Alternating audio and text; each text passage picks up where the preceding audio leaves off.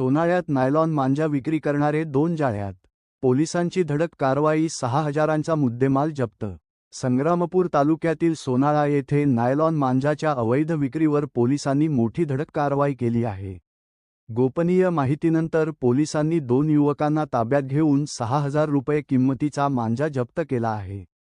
चला तर पाहूया सविस्तर रिपोर्ट. काल दिनांक 8 डिसेंबर 2025 रोजी मिळालेल्या गोपनीय माहितीवरून सोनाळा पोलिसांनी ही कारवाई केली.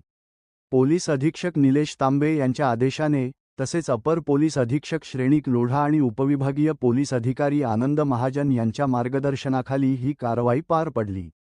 सहाय्यक पोलीस निरीक्षक संदीप काळे यांच्या नेतृत्वाखालील पथक पिंगळी वेस परिसरात रवाना झाले. पाण्याच्या टाकीजवळ 2 युवक संशयितरित्या नायलॉन मांजा विक्री करत असल्याचे दिसून आल्यावर त्यांना थेट ताब्यात घेण्यात आले.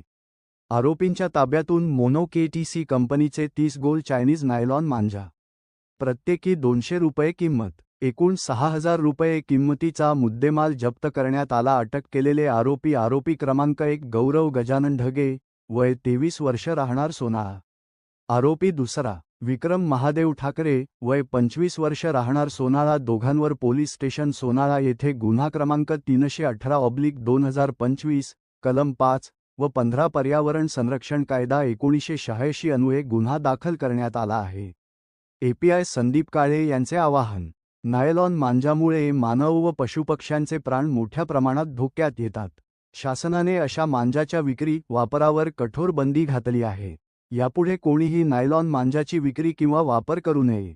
आढळल्यास कठोर कारवाई केली जाईल, असे आवाहन त्यांनी केले आहे.